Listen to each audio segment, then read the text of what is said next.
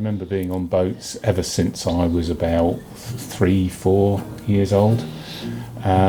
So I've grown up with them, and I'm kind of quite comfortable on boats. I mean, it's normal for me. It's like learning another language, I think, and you've already you grew up with the language, whereas I'm trying to learn it now, and it's not instinctual for me, whereas it is for you, isn't it?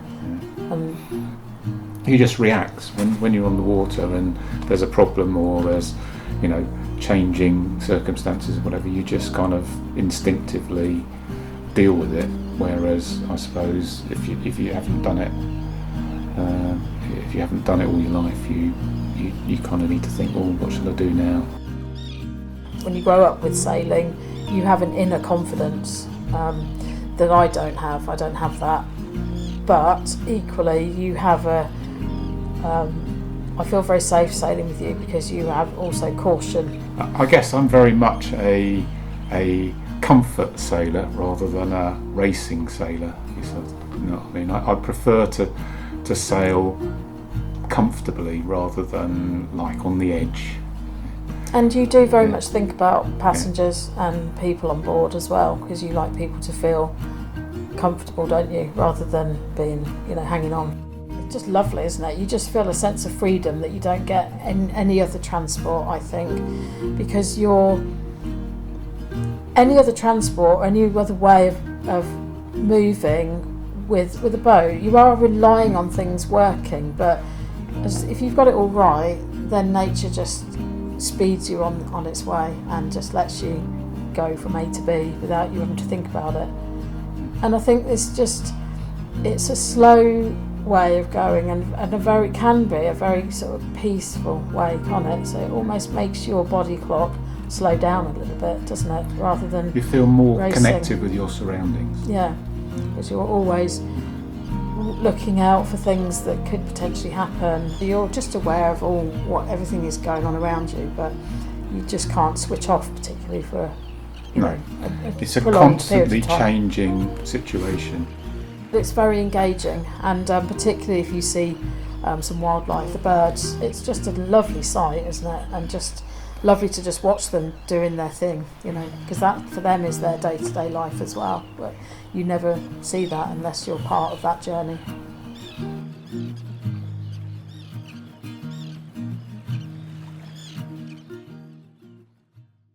The Infinite Lucky Lady story started on Boxing Day 1927, so we have to think this is a sail-only vessel, 3 crew, so skipper, mate and a third hand. They hit a storm, and the skipper unfortunately was washed overboard. The RNLI Lizard were alerted to the fact that she was in trouble. They caught sight of them and they launched the lifeboat.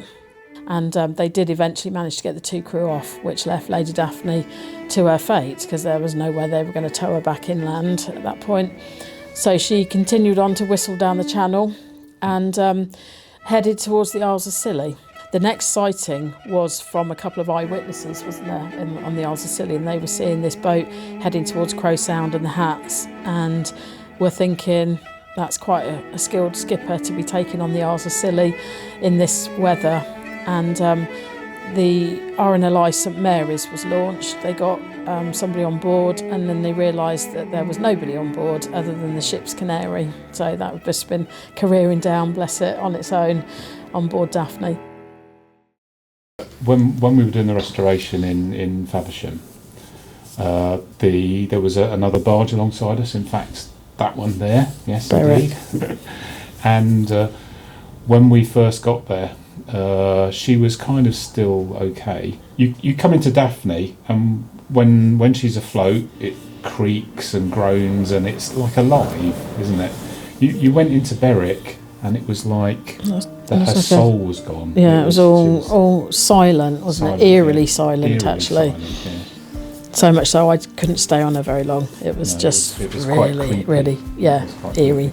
There's a quote in a book that I really like, where it's Frank Carr, who does sailing barges, and he says something like, when the barges are being made, a little bit of the soul of all the workers enters the barge and becomes part of her being, And I think that's absolutely lovely. And for me, almost I've got to the point where I just trust her implicitly because of everything that she's been through.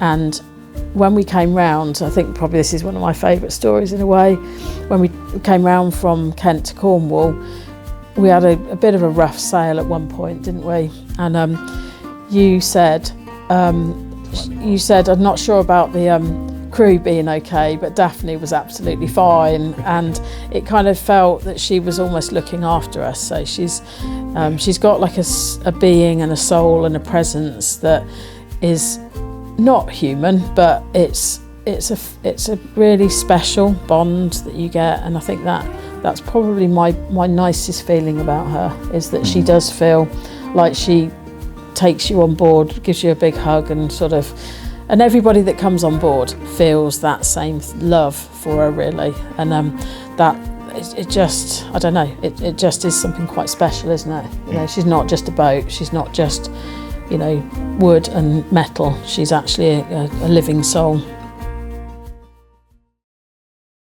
Most sailing vessels, you have to crane the mast off, whereas sailing barges have the capacity just to lower it down via a pivot system, which is controlled by winches.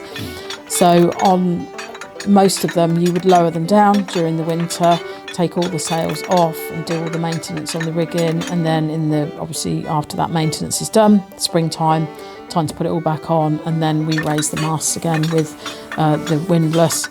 A lot of people say, oh, that must be powered, but it's not. It's just manual labour just to get the mast. Getting the mast down is not so bad, fairly controllable. We did it with 4 of us, didn't we, the other day?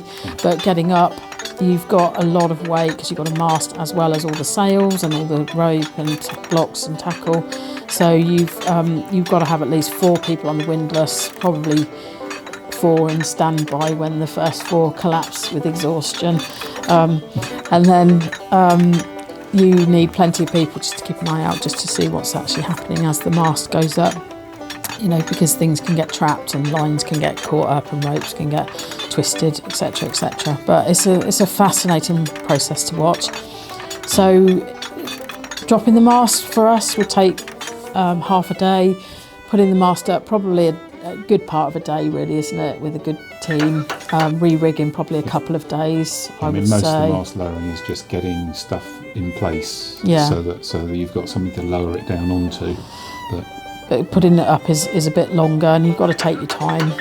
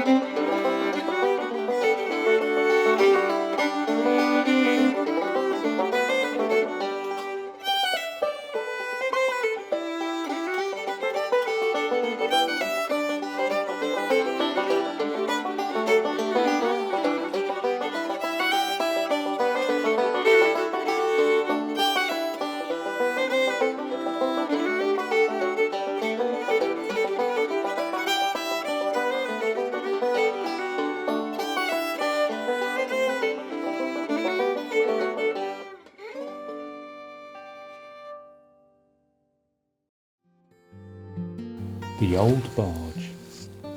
A sailing barge has grown old and wise, with weather, wind and changing skies.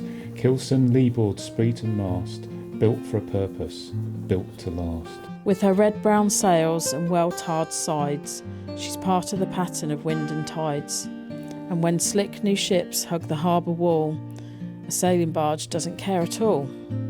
She doesn't go in for chic or show. Her ways are steady and sure and slow. A sailing barge isn't smart or new, but she finishes what she set out to do. She isn't varnished, she's not streamlined, but from stem to stern she's strong and kind. Not much would be wrong in the world today if human beings behaved that way.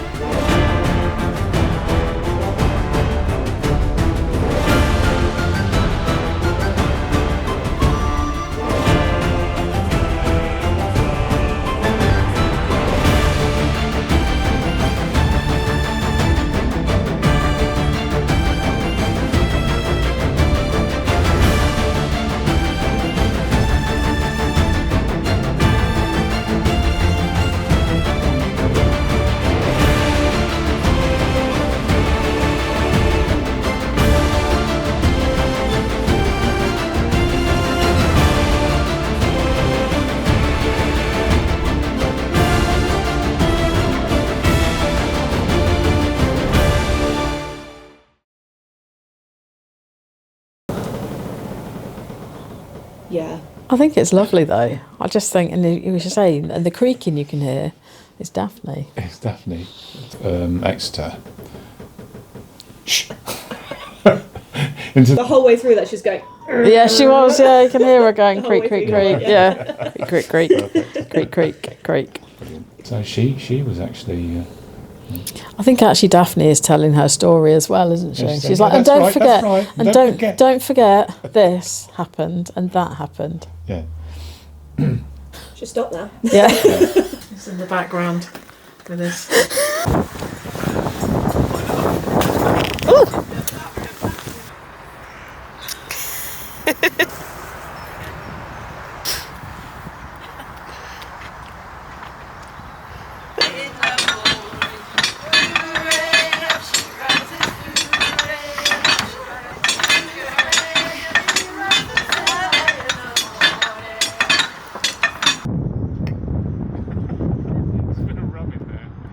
Close to the mic, and I sounded like Darth Vader. Yes.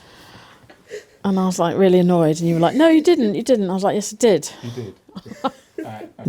No, yeah, not together. No, that would be weird. Together. No, well, Which would be wrong in the world today if humans beings behave that way. human beings. Beings.